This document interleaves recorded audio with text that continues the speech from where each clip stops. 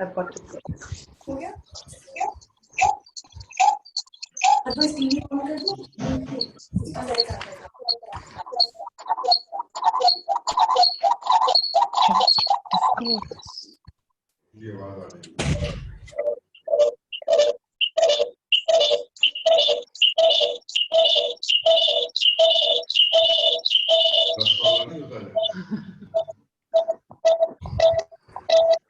There's a lot of sound, so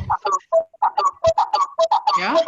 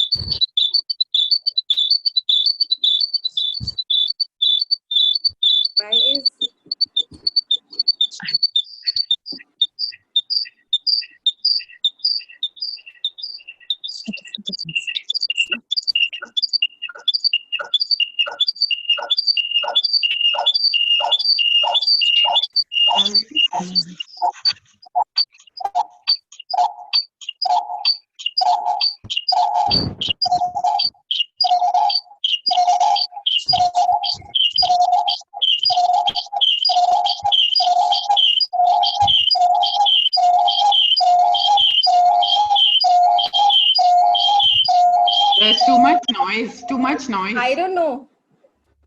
Is it because of two devices, Puneet? Is it because of that?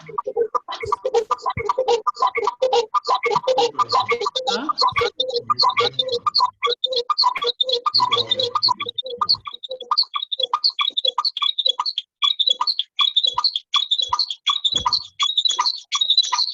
There's too much noise, yeah? It's like one Ganna machine going on.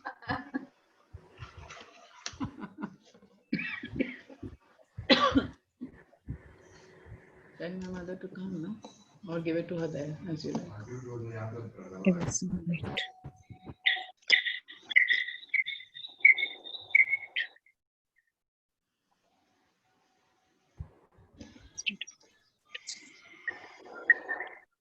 So I'm starting, Preeti ji. Is your Facebook on as well? Yep. There's an A.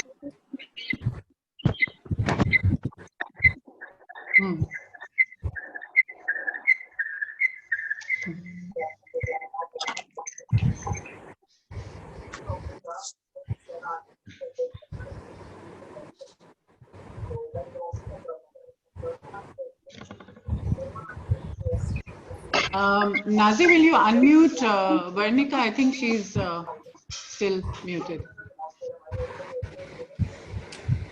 She has to mute from her end. Yep. It's done. All right. Yep. Okay, thank you. Hello, everybody, and welcome to Online Adda at Maja House. Normally, we would have invited you over to our home in Amritsar, which is Maja House, and had you sitting comfortably with chai and some samosas and listening to these wonderful speakers that we have here today, Puneet and Varnika. But since we are all in lockdown and maintaining physical distancing, here we are online to discuss Punjab's rich, vibrant culture and cuisine and the history and travel of the food we take so much for granted. The crisp to die for Amritsari kulchas, the iconic Amritsari fish, the jalebis, the maa ki dal, aloo puri, and so much else. So today, that is something that we are going to talk about. Let me tell you something about our speakers today.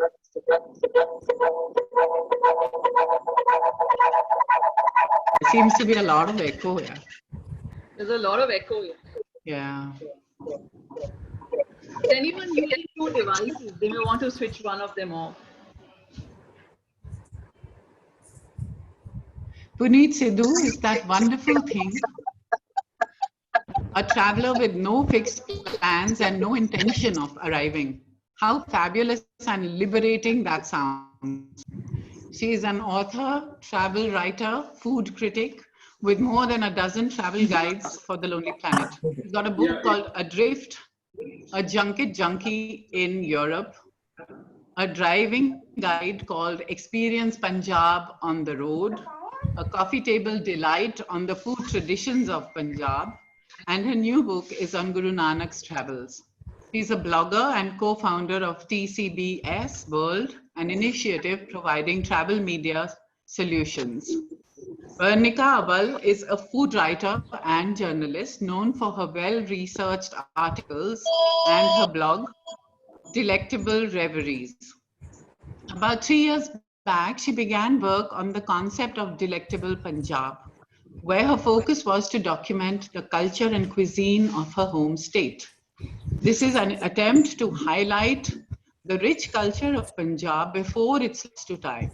She also hosts seasonal offline food pop-ups, and I do hope she's going to arrive at Maja House really soon. We've got to invite her as soon as things open up and we can have our next festival, ASAP.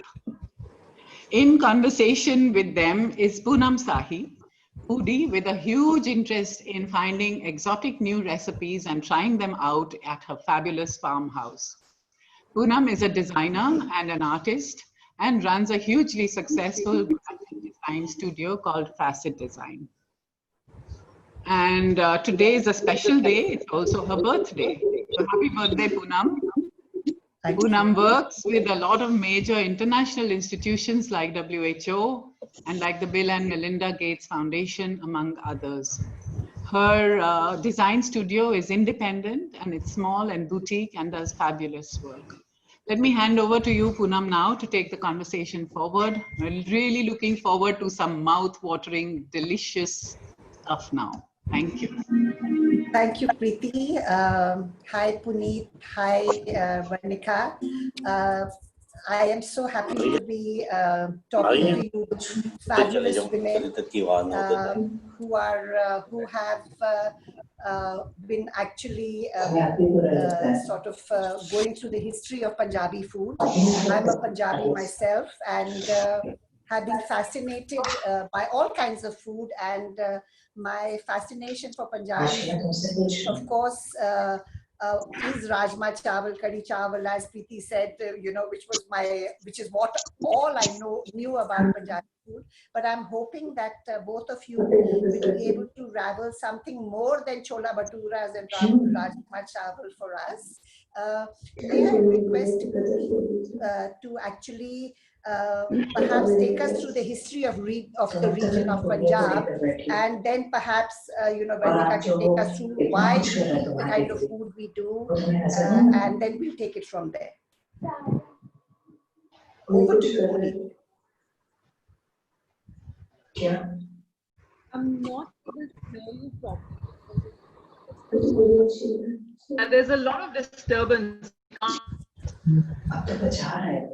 What I'll do is, I'll mute everybody, then I'll unmute you one by one. I'm going to unmute for the time being, please. Then we can, during the question answer session, we can unmute everybody else. I'm going to mute everybody now. Then I'll unmute all three of you one by one.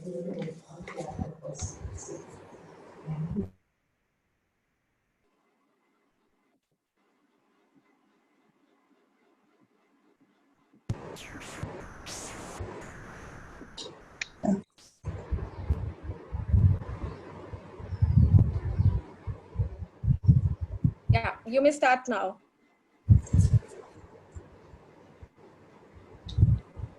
So Puneet, you will take us through the history of the region and why, how the history changed or influenced the kind of food that we eat. If you could just take us through that, that would be lovely. Yeah, good evening, everyone. And thank you, Maja House, for having us. Looking forward to the next 1 hour, not just only to share my let's learn a lot from.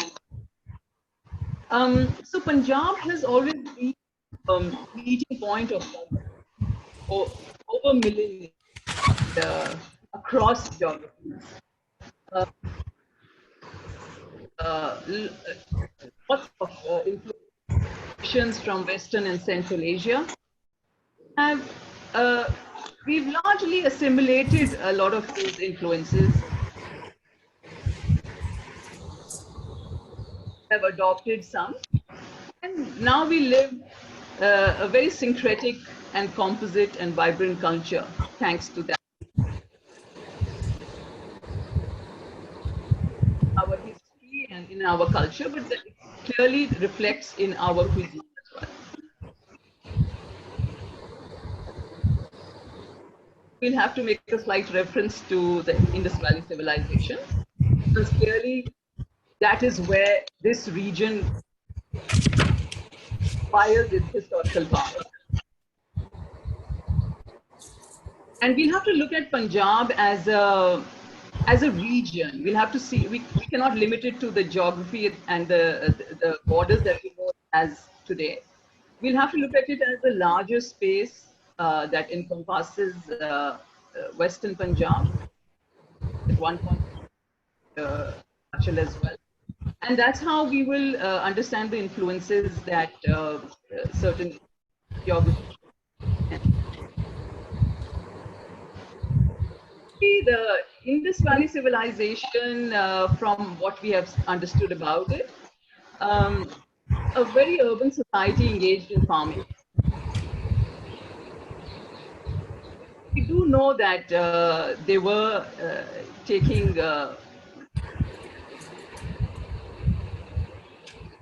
there was chickpeas, there were, we were eating lentils, there was dairy was a very prominent part of that time, because we were still very vibrant riverine Punjab, where all the rivers were still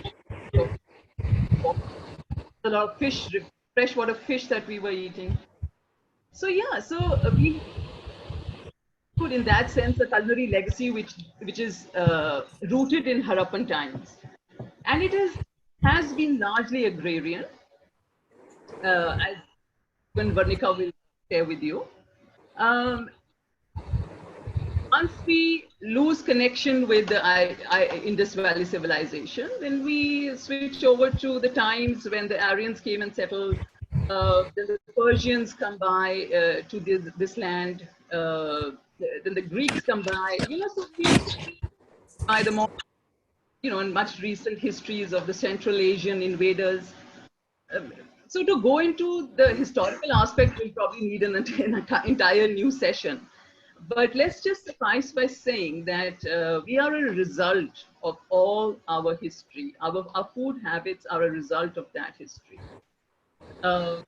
In fact, if I may, there's one thing that we know has had a constant connect from the Indus Valley civilization, which is where we believe India begins, is the Bengan, the Bengan that we are, so many of us have had no respect for. We have derided it, and in some instances it's even referred to as Begun, something which has nothing to do.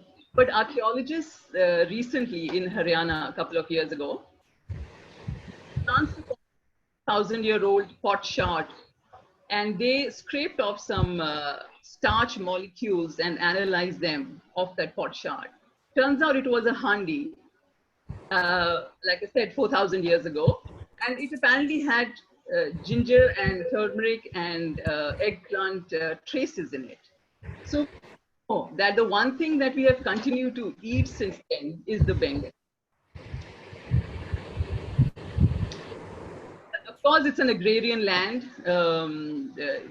That's also something that the Indus Valley has continued to tell us. And it's a fecund land. We have greenery of Punjab, and we have largely retained a rural lifestyle over years, and so that has retained our food. It has linked our food to the land itself. It's simple. it's at the most basic, it's a farmer's diet, which is hard work that they were once, that obviously they still, but a lot of us have moved away from that. Um, really, at very basic, it's the veg, lentils, seasonal vegetables, clearly, because we know we follow the system of Ayurveda, where we balance our food, we balance our space, and so there's no complication as such in Punjabi cuisine as we know it. Anything that remotely sounds heavy and rich and laden with dry fruits and laden with butter and is an imposition that has come to us perhaps with the Mughals, and a lot of it has been imposed to us by restaurants, I'm afraid. I would be able to talk a little bit and how the food that we eat in the rest of the world or in India, which we pass off as Punjabi food, is really not Punjabi food. And you have to be invited to a Punjabi's home to understand. Karnika? Thank you so much for having me here. First of all, I hope I'm properly audible to everyone. Am I audible to Puneet and okay. Thank you so much for setting that off so well, Puneet. Taking it forward from there, I would actually like to start, mention how food in Punjab is perceived outside of Punjab, which led me to actually go back and start researching more about, what we actually eat at our homes. Because of the restaurant culture, and this is with the research which I did, in the research which I've done, I realized that at a particular time, about 55% in India were serving food which was Punjabi food. So in the name of Punjabi food, now this is something which was dominated, which dominated the Punjabi, the restaurant culture.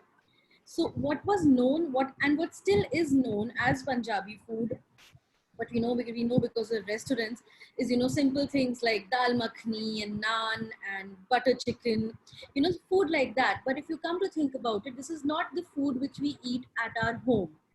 So the more you research about it, the more you speak to people who are in this business, you realize that first thing that strikes you as a Punjabi who cooks this food every day at their homes is ki ye galat hai, this is not what we cook at our home. And then when you start looking beyond it, you realize that Punjab, our land, it's so fertile and our water texture is such that the food which we cook in our homes in Punjab, it has a texture which is very smooth. It has a very different texture. Now to replicate that same texture outside, what people end up doing is they end up adding a lot of cream to that same thing to make it a little more silky and luscious. For instance, I don't know how many of you are watching this from Punjab right now, but if you guys make rajma chawal at home, aap log subah bhigoge and by afternoon you will make it, which is not what we would do it outside in any other state. I would actually soak it for at least 10 to 12 hours to do the same. In Punjab, I have the liberty to not do that because the water is so digestive and the water is so good. So to replicate that, there's so much which has been done in the name of Punjabi cuisine. So what we eat outside and what we eat at our home, they're very different things. And this is again something I realized when I started doing these pop-ups in Mumbai. Because for me, the food which I was taking for granted was the food which was new for people. So, simple thing like kadhi chawal. For people, it was like, banti kaise hai Punjabi kadhi, how to even give that texture. I remember giving the recipe for my curry also for Puneet's book on Punjabi food. And it surprises me that, dishes that we took for granted actually have a wider audience because people don't know what we actually eat at our home. Puneet spoke about the Indus Valley civilization. One of the other dishes which can be traced back to the Indus Valley civilization is the meethe chawal that we have. The concept of slow cooking and tandoor for that matter, it can be traced back, to that particular era.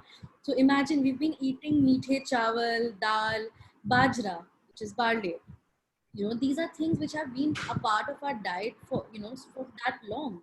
Something as simple as makhan and, you know, milk products for that matter, you know, any dairy products, you can trace it back to the Mahabharata and the Vedic times. And I mean, I'm talking about the time when there was no Punjab in the sense of Punjab, Himachal, Haryana, or West Punjab. This was all one. So what we know of Kurukshetra today as part of Haryana was a part of Punjab. So, you know, when you're talking about the Mahabharatas and the Vedas, there's so much which we can trace back to, you know, so it's like what we always say, Punjabis are not one people, we are many people. It's very difficult to put us all and club us in just one category. We are many people. So yes, Puneet, if you would have anything to add to that. Yes, I do agree, you know, because many people, I would imagine every kitchen will tell you that we do things differently. So as many kitchens and as many recipes that we can think of. And the fact that I am based in Punjab and I of course have access to real Punjabi food as opposed to what is available in restaurants. I do agree with you that they do us a disservice, you know, because we do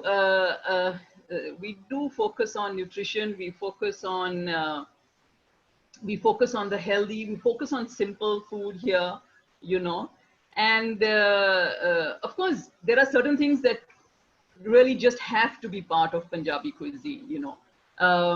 In fact, interestingly, what we also continue to tout as Punjabi favorite pairings, for instance, curry chawal, like you brought up, right? Now, chawal, obviously, comes into our diet much later, right? So perhaps back in the day, we were eating the same curry with bajra rotis, you know, because besan has always been around. We've always had the black pea has all the black gram has always been around. Hola, I remember growing up on the farm, we used to roast green gram and you know, loved that lovely smoky flavor that we could, and good, you know, the sooty hands it would give.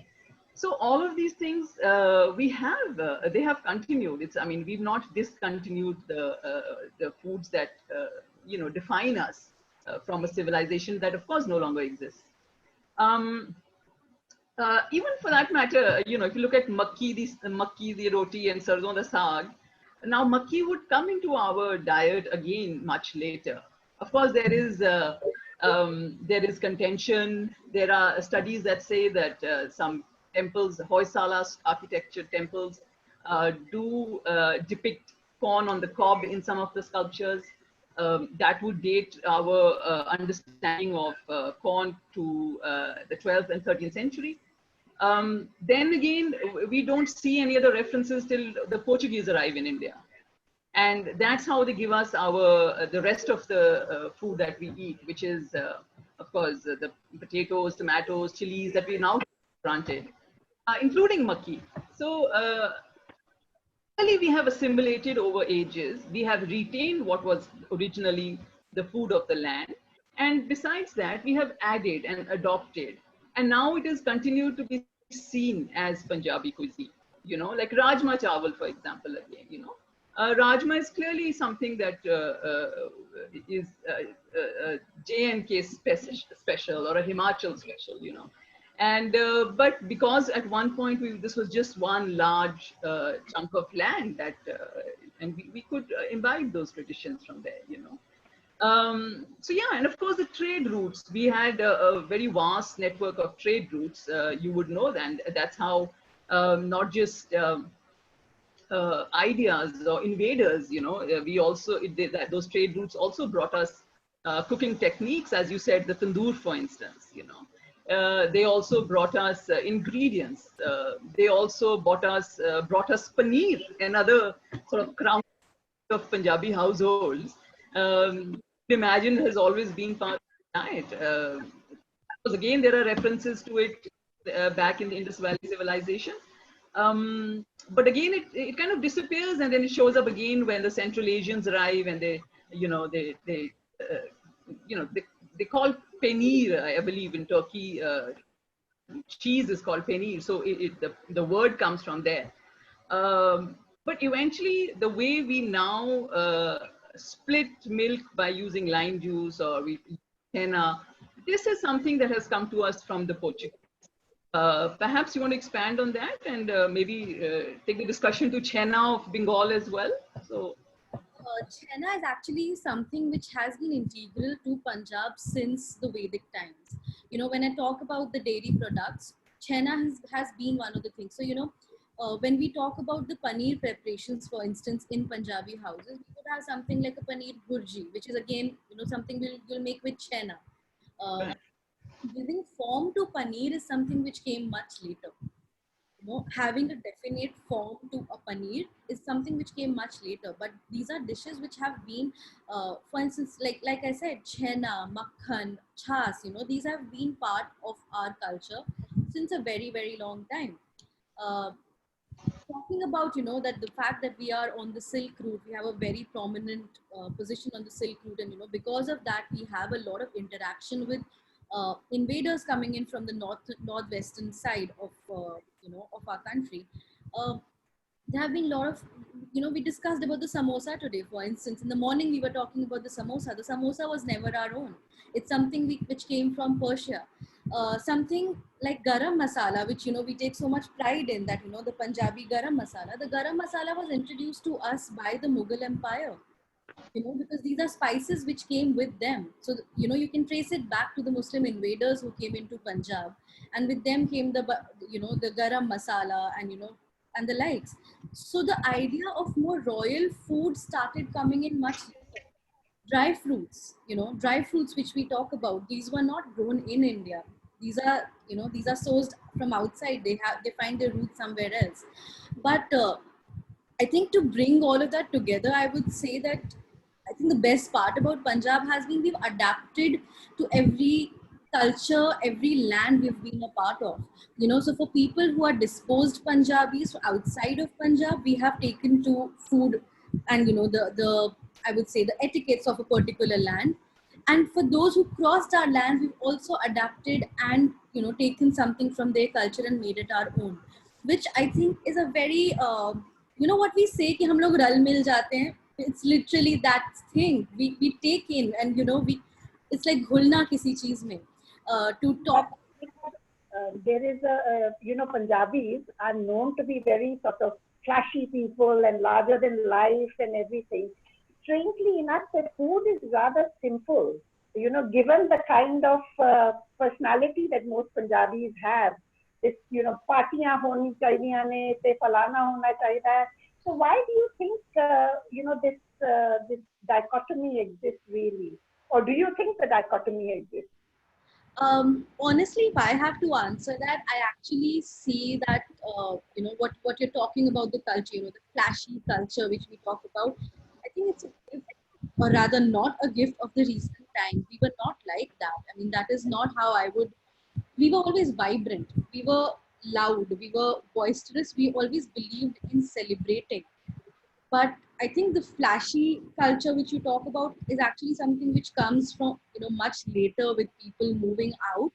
Because when you move out, there is always the need to assert your identity more. You know, so you will realize that this is also something which happened post partition. When we talk about the food, which, you know, how food changed post partition in India, which is also one of the things, you know, I cover in much detail in Delectable Punjab. It's because that there was a need. So, you know, when restaurants came up and dhabas became fine dining, it's because there was a need to assert your identity in a foreign land. And by foreign land, I simply mean that at the end of the day, where you came from is no more the home you thought it was. You are coming to a different side of what is now your country, which is the same logic, which I think also applies for a lot of us. You know, Poonam, I'm sure you would relate to it because we are people who are living outside of Punjab. So the need to preserve the culture, to assert our identity is far more than, you know, someone living over there. Right, right. Yeah. So, Yeah. sorry. Sorry, sir. So we talk about all these popular foods like rajma chawal, kadhi chawal, and, you know, tandoori chicken. But you were telling me there are certain foods that are are not so well known. Could you tell us a bit about these? I'm very sure that these are food. The foods I'm going to mention are foods which are actually very well known to the people in this particular group. But there are recipes that we are losing. You know what we call is the lost recipes. You know we have Shobra over here in the audience who does lost recipes as a show, and some of the recipes which we're losing out right now are simple things like that sukhi dal which we eat, the sukhi madi dal. We don't make that anymore. At least people outside don't talk about it as much. We used to have something called the sabuni halwa. That's not there anymore. When I talk about Rodi Kheer during Baisakhi, I'm amazed that so many people come and ask me that what is this? We didn't know that something like this exists. But at the end of the day, this was a very integral part of your Baisakhi celebrations. These are foods which are being lost because there's no one to preserve. And the sad part, I think, uh, which is right now, which the youngsters are facing, and I mentioned this before, we might just be the last generation to preserve what we have. Unfortunately, literature in Punjabi is not being published anymore because there are no takers for it. There are people who are so disconnected from their language and culture that we don't have literature being published in our own language now. So the need for preservation of your culture is so much more high now. So in your pop-ups, do you do these marketplace foods? Yes. So when I do these dishes, these are few of the dishes which I actually do. The bharwa karelas, the sukhi madi dal. Then I've done the rodi kheer in it. Saag. The concept of something as simple as the saag. People think saag is made of patta, the leaves. But those of us who are Punjabis, we know that the real flavor lies in the stems. So, yes. Educating people about something as simple as that. So I do that, and the other thing I do in my pop-up is that I talk to them about these dishes which I make and why we used to make these, because it's not just about eating that food, but it's also about learning why we make this, why we eat what we eat. I'd like to add a little bit to that. I agree that we are losing a lot of our dishes to either time or disinterest. I also feel that this shift from a rural setup to an urban setup is also changing a lot of things. People like us who live in Punjab. I can cite my own example. When we moved to Chandigarh from our farm in Patiala, clearly we had to minimize a lot of our pantry. You could not have the kind of wholesale buckets full of milk, and everything started coming out of packets. The desi ghee comes out of tetra packs and not pipas like it would have. So which is not to say that we are losing a lot of that food. It's just that the urban shift has disconnected us from these foods. They do continue to be served in the hinterland, on certain occasions, definitely. Rodi Kheer is, it's integral to a lot of festivals in Punjab itself, and Baisakhi, as you said. So yes, clearly when you move away from the land, and as I keep insisting, Punjabi food is inextricably linked to the land. There is no other way to see it. So the further you go away from that land, the more we will end up losing. And I must congratulate you on trying to protect that vulnerable heritage. But I remember speaking to a number of people before this seminar, before this webinar, and wanted to check with them if there's anything that they, really miss from their memory, their food memory. So one thing kept coming up a lot, something called the mitha rot or man or mand, Now clearly, this is something even I do not recollect. And I lived a large part of my early life on a farm. And so here's this big, thick roti, chunk of sweet roti, which is, it is prepared on either a heated floor, an earthen floor, or it's heated with cow dung, what we call pathis. and then it is placed on that earthen floor and cooked on that. Now that's just a fantastic, it's an atmospheric piece of Punjabi cuisine. But clearly, I don't know very many people who are doing that, even in the villages any longer, Then I understand that aloe vera was a very popular dish back in the day, maybe a couple of generations ago. It was called kawar gandal, and they would make sabzi out of it. That's completely disappeared, I understand, even from the hinterland. And moringa, moringa, if you ask the elders, they would at some point recall having sohanjana di phali. They would eat, but it's drumsticks. It's being touted as a superfood now, but clearly we've not given it the kind of attention it deserves when it grew just outside our, the courtyard. So yeah, clearly there are a lot. Moongray, winter food. Moongray, the radish that you could chop up, and once stingray would also know a bit of that, I'm sure. I think even falsa for that matter, I'm amazed when people ask me what falsas are. Like, we used to eat it so often, like it's literally in abundance, it used to be there. But talking about mund, which you talk about, which you spoke about, wrote, it's still made in, at least in my family, I know it's made by my aunt. And it's a must in their house during Lodi. That is the prasad that they give out during Lodi. And I'm so happy to hear that.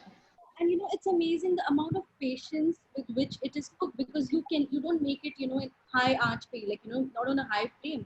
You have to make it on a low flame. It's just jaggery, soft, a little cardamom and wheat. So what people know of in Uttarakhand and all, what they talk about gulgule, which is basically fried. We don't fry it, instead it's slow roasted and made and cooked. It like one mund would take at least 20 minutes to cook. That's right, yeah. Yeah, and it's delicious. What about those सेवियां जिसको ज्वाले कहते थे? I remember my grandmother used to just sit and ज्वाले ऐसे करके, she used to keep throwing them, and they used to be so tasty. I haven't seen them for I don't know since when, since she was alive last. But that's what these are traditions which are now being lost with the generations which are now leaving us. I remember my great grandmother used to make jwale, and one of my time pass sitting with her used to just sit and roll those. Unfortunately, since the time she's gone, it's not something that's done, because you get roasted, those bambino sevaiya and all, people use it a lot these days. But more than anything else, it's not just the food, it was also an exercise, because it's like, what I say about Fulkari, it became a language for women to express themselves. It's something I think is also very true for something like Jwale, where you sit together, you do something, and at the end of it, you're creating something. The joy of creating is not there anymore. That's right. Interesting you bring up the Fulkari. So Fulkari making was also a community affair, right? And I understand that for every stitch that they would apply on that cloth, which again is linked to the land, because it was cotton, and Punjab was largely a cotton growing land. So we have very good malmal, and we had very good khaddar, So every time they would make a dance stitch on it, they would set aside a grain of wheat. For the number of stitches, a grain was set aside, and it's mostly wheat. And then once the Fulkari was complete, it would be donated. So that's a tradition that clearly we are no longer part of, And Fulkari is also, I'll take a little forward, I'll take it a little off topic, in the sense that folk culture and folk craft is also replete with motifs of food, That's how important Punjabi food and the food of the land is to us. It shows up in imagery, it shows up in metaphors, it shows up in songs. And clearly on the Fulkari, and the bags are, by definition, are a garden, So it could be something as interesting as a Balan garden, where they were embroidering rolling pins on it, or they were, even Karelas have shown up, even Dhania bags have shown up, Gobi has shown up. So all of these things have been, you know, from every daily life. They would just sit and they would put it all together, and they would sing songs about weaving fulkari as well, you know, as a community thing. And our songs, of course, are full of, especially folk, you know, some films, of course, take it forward as well, but folk songs are replete with imagery of food, you know. If I were to sort of quote a few here, there's of course the very famous Amber Sarde Papad Nime Khaniya, Nime Khandina, you know. So that song, if you were to listen to it, you would understand that there's a reference to vadiya in it, there's a reference to chole to it. So we understand from these folk songs how important these food motifs and they were in reference to certain places. There's this, and of course, even the regions of Punjab, various different regions. There's the Duaba, you know, the Hoshiarpur belt and Garhshankar and all had a very large farmlands and mango orchards. So there's this very famous song which says, goes like this about a lover losing his beloved to the share, and he says, "Ni ambiyan nu tarsengi chhad ke share duaba." So he's telling her, you're going to miss those little mangoes, you know, raw mangoes that you love so much if you leave land, you know. Of course, more famously, the Patiala peg that Diljit Dosanjh has been singing about. And of course, as a Patialvi, I'm so proud of that. But there's, you know, of course, Kut Bajra, Me Kothe Utte Paniya, you know, which is, it's sung, it's a wedding song, and you can hear it, you know, in every function, every sangeet, you will hear this. It also talks about kut churiyan, you know, and churi is another food dish that we are going to lose very soon. Kat challi mein paniya, she says on the. So challi tells us that these folk songs were perhaps they came into being after the introduction of maize into the Punjab, the land, the culinary culture of Punjab, you know. But there's one song that I'm going to talk about a little bit more in detail, is Mele Mere Naal Kure. It's a beautiful song. It's been sung by Asa Singh Mastana, one of her finest folk voices of Punjab. But this song perhaps is the most lyrical manifestation of what Punjabiyat, Punjabi food, Punjabi celebration is all about, right? So here the singer is inviting his wife and saying, asking her to join him in the Mela. Mele nu chal, let's go to the fair. It's Visakhi da Mela, right? And we've had a bountiful harvest, you know. So let's go celebrate this, you know. God has been very kind, and leave all these chores aside, you know. Here's the Sandook di Chabi, pull out a gulabi suit. So the Sandook is a very typical Punjabi sort of, you know, furniture, piece of furniture. Suit gulabi, we love our colors, you know. And Tille di Gurgabi, he's telling her where the Tille di Gurgabi, which is the footwear that we are, you know, the handiwork and the juttis that Punjab is known for. He talks about Butiyan wala rumal le le, you know, carry that. And then he talks about the fact that ਅਸੀਂ ਭੰਗੜੇ ਪਾਵਾਂਗੇ ਉੱਥੇ ਜਾ ਕੇ, you know, ਮੇਲੇ ਨੂੰ ਚੱਲ ਮੇਰੇ ਨਾਲ ਕੁੜੇ, ਆਪਾਂ ਉੱਥੇ ਭੰਗੜੇ ਪਾਵਾਂਗੇ. We'll have laddus over there, he's saying. And he doesn't say we'll have 1 or 2 laddus. He's saying we'll have a thal of laddus, you know. And that's where we get our largeness, like our generosity of not just, you know, in spirit. And he talks about, of course, all these references there. He talks about ki kanka pakiyani, and you know, it's been a good bounty. So, and I love you so much, so I'm going to get you a sone da chura. He even makes a reference to her intoxicating eyes, which are like punk, you know. And he also makes a reference to her, the color of her bangles. And she says, Wang tomato, you know, the color of tomato, which again tells us that tomatoes had been introduced to Punjab by then. And it had dispersed enough for them to be writing songs, including it into songs and stuff, you know. So our folk, you know, food, and we are just, it's our DNA, you know, it's a genetic coding. I think there's no other way to explain the love of food that Punjabis have, whether they are here or elsewhere. And Varnika, of course, is going a step forward and other people love our food much more in her pop-ups. Perhaps she wants to say something about that now. Talking about the culture and food, one of the things I think we miss talking about is the importance of food in the wedding celebrations which we have.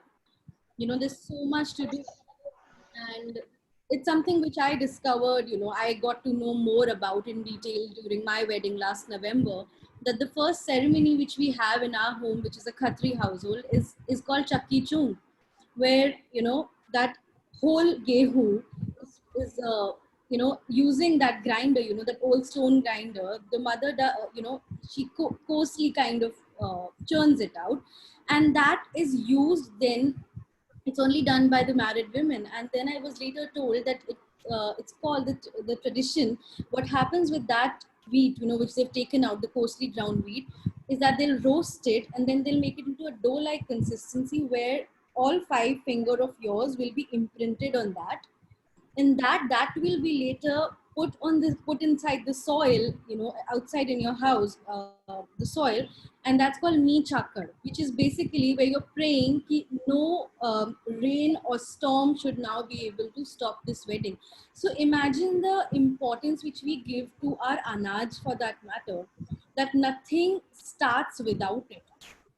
It's such an important, it plays such an important role over there. Another thing which we do is, that the fulia which we add in during the fera, it's also the same thing, which you later put back. So, these are things which I'm sure you find in other cultures as well, because when I started talking to other people, I did a whole series on Punjabi weddings. And that's when so many people from other regions connected to me saying that, they do something similar with urad dal. The thing with this is, the more we preserve, the more we talk about it, we not only learn about ourselves, but we are also giving opportunity to people to converse with us and help them document and preserve their culture as well. And together, I think that makes a very big impact. Even if all of us over here are able to document just what is happening in their homes every day before the older generation is lost to time, I think that's a lot saved. I tell you, I love Punjab. It makes my skin tingle and my heart delight. I love the Punjabis. I love the soul. I love the food. I love the attitude. Gosh, it's such a delight to be a part of these Maja House Zoom initiatives. Every time I listen to a session, it gives me another dimension, and it teaches me, and it teaches me something which I can then further perhaps teach my tell my children. So I was wondering, does anybody have any questions?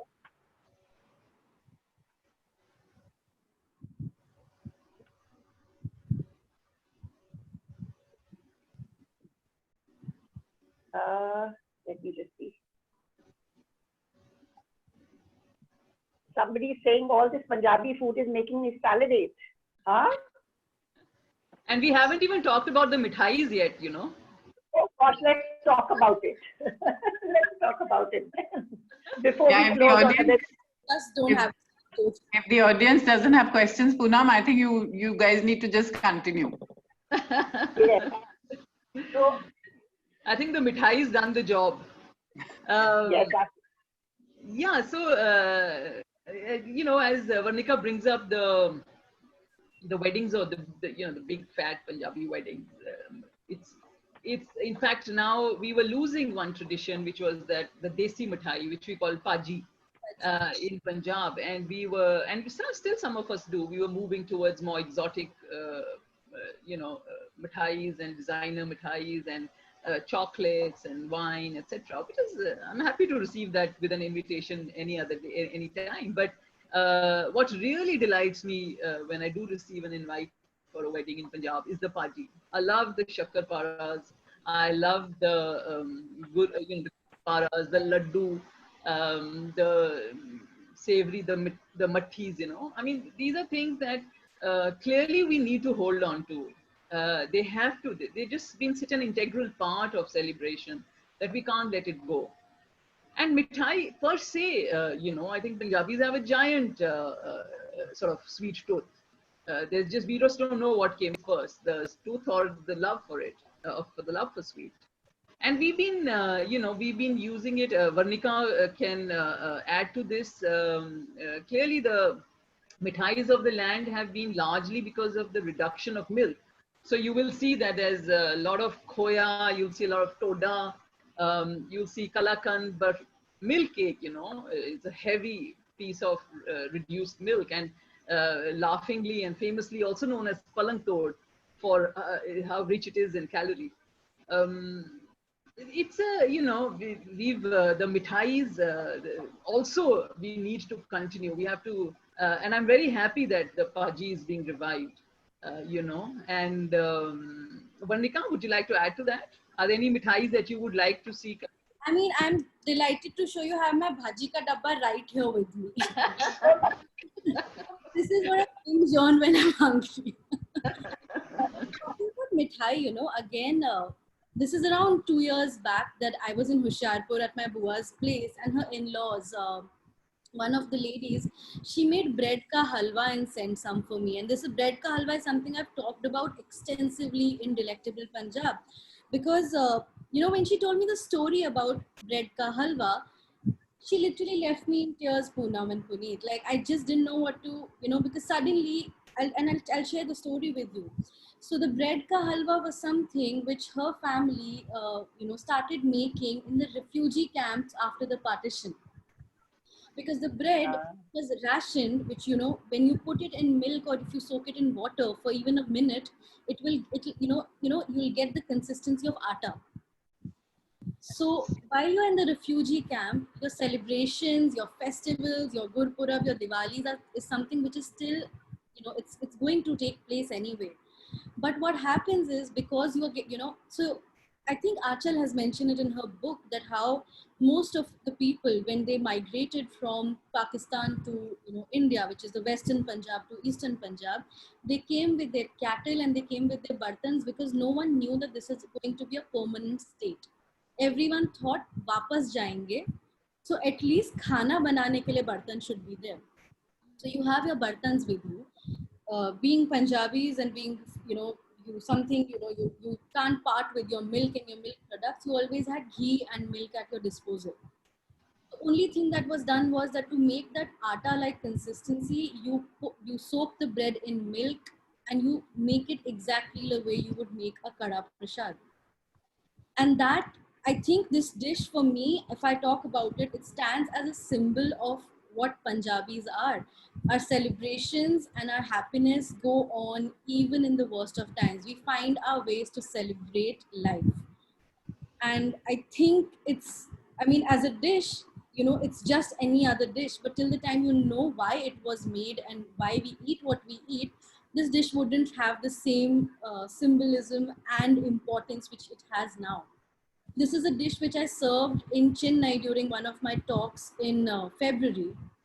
And I was amazed that, you know, it was a room full of people where I expected 15 people. We had more than 30 people. And the thing which I had done was that, you know, while I'm talking to them, I served them the bread halwa I made for them. And for me, I think the biggest win was when a 70-year-old lady walked up to me after the talk and said that, you know, this is something, as people in South, this part of our history was something which was just in the books for us. Today, you've made me taste history, and I can't stop crying because what you've made me taste is someone's pain in a very sweet form. And I think that stands for me as what we are as Punjabis, which we shouldn't forget, that we know how to celebrate even in the worst of times. So that is another mithai I think we shouldn't forget, and we just should carry forward, you know, with us. It stands for who we are. Also, I agree. there is a very Celebration of human spirit in times as adverse as the partition was.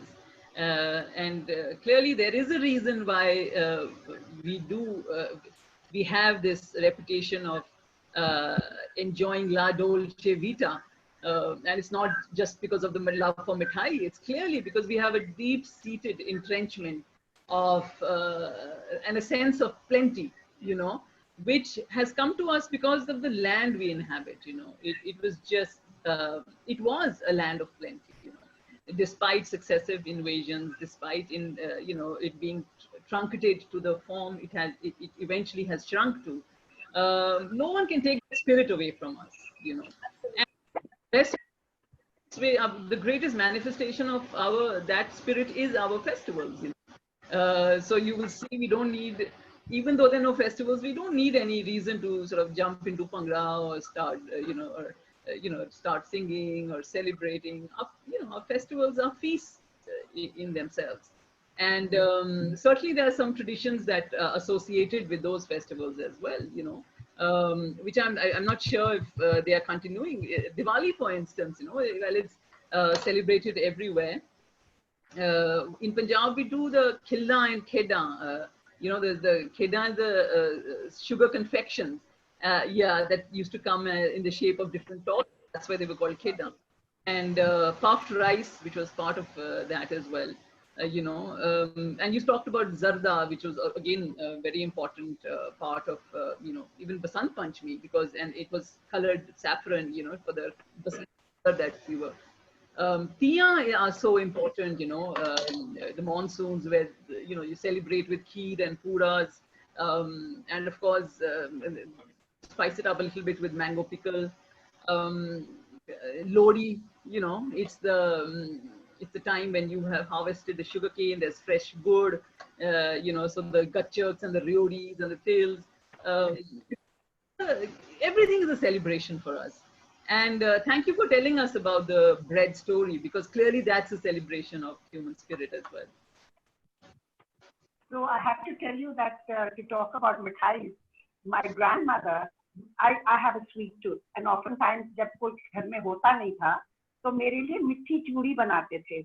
चूड़ी को मक्खन में डाल के, ऊपर से चीनी डाल के, थोड़ी सी मलाई उसमें डाल के, I used to have that as dessert. And honestly, I'm feeling so nostalgic. I think I'm going to have it today.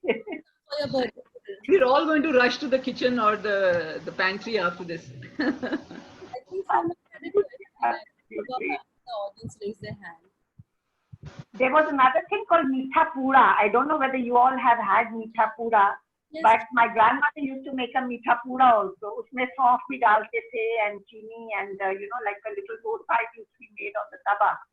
Yeah, lots of puras of the monsoon season, you know. We have one question. We have one hand up, Kamlesh Mohan. So I'm going to unmute her. Let her ask her question.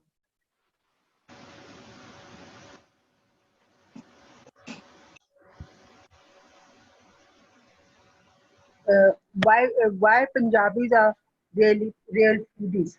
I think despite all the urbanization, still it's an agricultural society. When it comes to dividing the land, the daughters are deprived of that. They say, "Dauri to de di, ab zameen pe hissa nahi milega." But coming to the food habits, these have been determined by many factors. Because of the open frontier, Punjabis imbibed, you know, joy de vivre, that is love for life. So even Bhangra is associated with that. So as it was said, you know, to the common saying, khada pita laneda baki ahmad shahida, कि वो तो लूट के ले जाएगा और जो हम खा लेंगे वही हमारे लिए है. So that is enjoy life, enjoy the moment as it comes. So this is very important. And then the changes which came with the colonial times, those are important, you know, because, you know, when people, the first generation of Punjabis who went from the villages to Lahore to study there in the colleges, etc., they had, urban areas never had any tradition.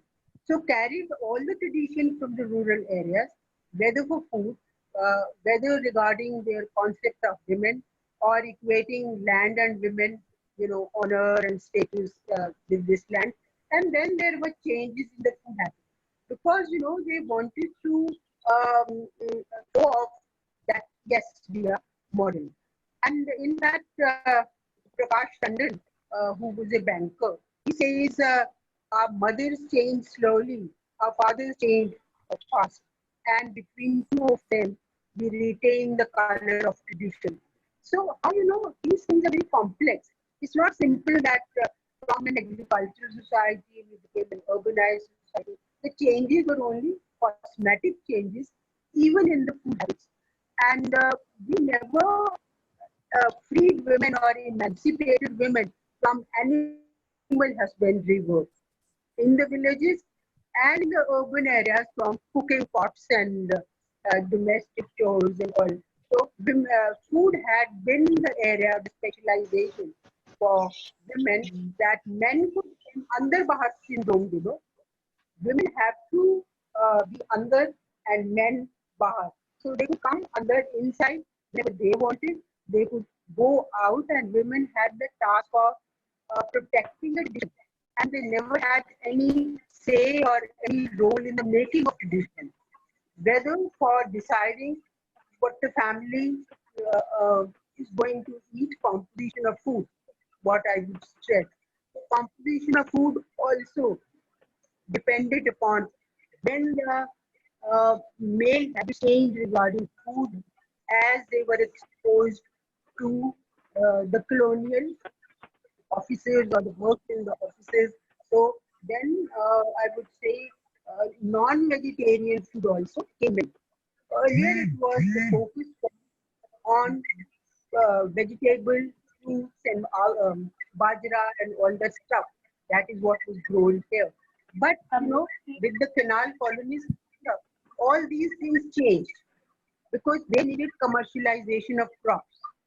And then Haryana could only grow up, chanas and bajra, into something else. Do you have related changes also? Thank you. And the discussion was very interesting, especially regarding the composition.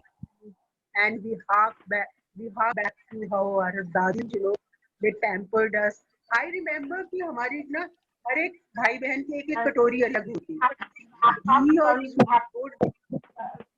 We have to wrap up now. I'm so sorry. We'll have to cut this short. Discussion and Zenika, this has been so interesting, and I just want to have a last question. What made you decide to do pop-up? This has been, sort of a question that has been in my mind. So, Poonam, honestly, the pop-ups are just an extension of what I do in Delectable Punjab. I'm basically a writer and I write for a living. I'm a journalist, I write. And pop-ups just, so I'll tell you what happened, how it started. So Delectable Punjab project started for me 3 years ago when I realized that I am so disconnected from my own roots. I'm born in Punjab. I have family in Punjab, but I've never stayed in Punjab. So I'm so disconnected from my roots that when it comes to my writing, I somehow started feeling that disconnect. So at the end of the day, it was literally just going back to my family, trying to understand my roots. And I go by Delectable Reveries on Instagram. That is where I started putting it out on as just a weekly series, for people to watch, that, this is what is actually eaten.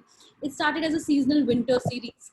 And by the end of the week, when I tried to end the Delectable Punjab series, I got message from around the world saying that please don't end it, continue with it. And what happened to be a search for my identity has turned out to be my identity now. So today, I think my name is synonymous with Delectable Punjab, and I can't thank, the gods enough for giving me that sense of, tracing back my roots. And yeah, that's how it started. And pop-ups were basically, it started because the dishes which I had talked about during that series on Instagram, a lot of people, a lot of my friends messaged to say that why don't you culminate your series by cooking this for us? So I just had some friends from my food industry over, they ate the food which was made. And I didn't know that, they would talk about it in so extensively that after they ate about it and wrote about it, I actually had people messaging me that we want to pay and eat this food. Can you please, take it forward? That's how it started. And like I said, I didn't know this would come to define me, but I'm so glad it did. Wonderful. How lovely. How lovely. But thank you so much. It's been a pleasure being here. And I always say, I think I'm the youngest over here, sitting over here. I'm all of 27. I have a lot to learn and I'm really looking forward. Kamlesh ma'am was saying something really beautiful. I would love to connect with all of you and learn more, because I know I am on a mission to preserve and document my heritage, and I can see so many people over here who can help me do that. Thank you so much. Thank That was really a wonderful, wonderful discussion. And I'm very sorry that in the beginning we had all this audio problem and things were reverberating and we couldn't hear properly. But then, as we know, technology is what it is. And I believe there was a thunderstorm as well in Amritsar. That's what I'm told. I'm sitting in Delhi. But fabulous conversation, delicious. And as Poonam read out somebody's chat, somebody who's sitting in Tokyo, and Ruchira Shukla, she said that it's making us salivate. I think that's what it did for all of us. I liked what Puneet said. Food is in the Punjabi DNA. Yeah, sure, of course it is, and may it continue to be so for the longest time. I do agree with you. Sorry for interrupting you here, but thank you, Puneet, for thinking about me and getting me on this platform. I'm so glad I got to meet all of you. And this need for preservation that I think both of you talked about, and preserving the recipes, preserving the history, preserving all these lovely stories that you just told us about the bread, this thing that you talked about, that, it took that lady who was back to partition time and she tasted history. What a lovely image that is. To celebrate the resilient spirit of Punjab, to constantly be on top of whatever fate throws at you. And right now, fate has thrown some really ghastly stuff at us, as we can all see. For we're all in lockdown, and there's COVID, and it's coming closer. So yeah, let's cook a great meal and have a great evening. Thank you very, very much for being here, and thank you, audience, for being here. And I hope a lot more people will continue to watch this fabulous conversation on Facebook as well. Just to tell you a little more, Maaja House is organizing these online addas every week, sometimes even 2 a week. And we have another one coming up on Saturday where we are talking to Maria Goretti, cordon bleu chef, and the writer of a cookery book. Her book of poems is also coming up. We are going to do this a day in the life of Maria Goretti. So I hope all of you are going to be there as well. Thank you. Thank you. Thank you.